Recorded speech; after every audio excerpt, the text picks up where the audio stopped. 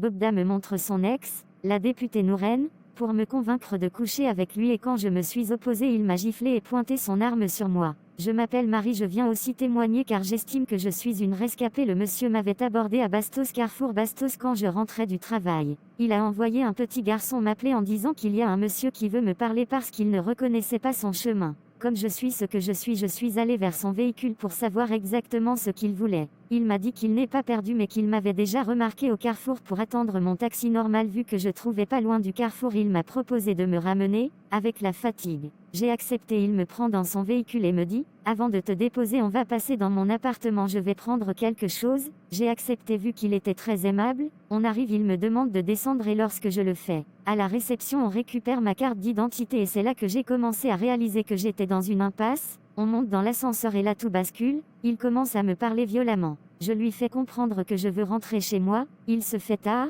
il insiste et attrape ma main pour qu'on entre. Seigneur, il avait une de ces poignes-là, il me fait comprendre qu'il a plusieurs femmes, elles sont toutes belles les unes les autres. Il me montre comment les filles se font tatouer son nom, il me montre son ex, la députée Nouren, il m'a montré les photos de plusieurs filles aussi belles les unes que les autres, histoire de me convaincre d'avoir les rapports sexuels avec lui sans protection. Avec tout ça, j'ai commencé à m'énerver en disant « C'est bien beau tout ça mais j'exige de rentrer », et là il m'a giflé, on ne m'a jamais giflé comme ça, et a pointé son arme sur moi. Là j'ai réalisé que j'étais dans une merde vu qu'il est vraiment imbu de lui-même, j'ai commencé à flatter son ego vu qu'il est surdimensionné et c'est là qu'il a baissé ses nerfs.